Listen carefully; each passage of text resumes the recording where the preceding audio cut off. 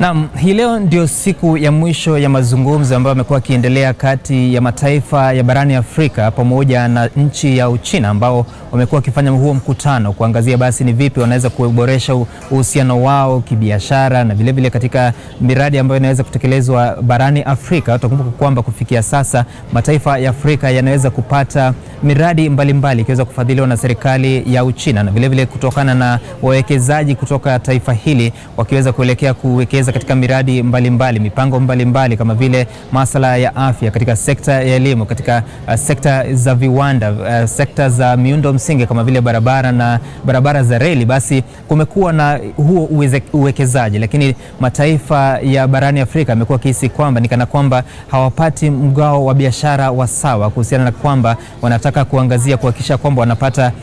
ile thamani ya biashara ambayo wanaweza kufanya zile bidhaa ambazo wanaweza kuuzia nchi ya Uchina. Basi wanataka sasa kuangazia kuhakikisha kwamba inapata thamani ya juu zaidi, kama vile Kenya hii leo itakuwa ikifanya mazungumzo baina ya Rais Uhuru Kenyatta na vile vile ujumbe kutoka upande wa Uchina ukiongozwa na Rais Xi Jinping, ambao watakuwa kifanya mazungumzo baadaye leo kuweza kuongeza masuala hayo na hasa kuhusiana na jinsi Kenya inafanya biashara na Uchina. Utakumbuka kwamba mwaka uliopita basi kulikuwa na biashara nyingi sana, thamani ya biashara ilikuwa ni kama bilioni 400, lakini katika biashara hiyo Uchina ilikuwa imeweza kuuzia Kenya bidhaa za thamani ya bilioni 390. Kwa hivyo Kenya ikipata tu mgao wa shilingi bilioni 10 ambazo ni bidhaa ambazo ilikuwa imeweza kuuzia taifa la Uchina. Kwa hivyo basi Rais Uhuru Kenyatta atakuwa akiangazia ni vipi watakuwa kiboresha masuala hayo, watakuwa kiboresha sera ambazo zinaongoza biashara hizo. Na basi baada ya mkutano huo baina ya marais hao wawili, basi kutakuwa na mkutano baina ya kiongozi wa chama cha Jubilee ambaye ni Rais Uhuru Kenyatta, atakuwa akikutana na yule ambaye ni mwenyekiti wa chama cha China ambacho chama chenyewe kinaitwa chama cha Communist, kuweza kuangazia ni sera gani ama ni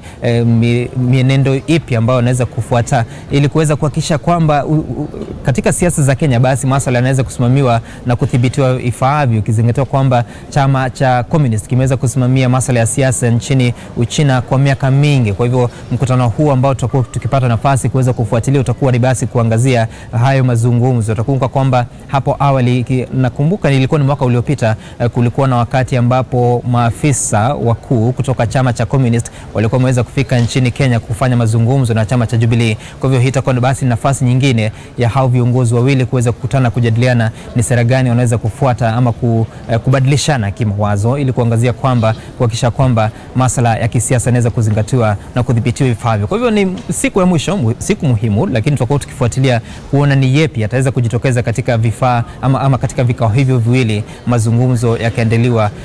Tunapotarajia kwamba jukwaa hili la mataifa, ushirikiano baina ya Uchina na mataifa ya barani Afrika ikija kukamilika hii leo. Lakini kwa sasa tunarejesha usukani kwako studioni. Jina langu ni Sam Gituku kutoka Beijing, China.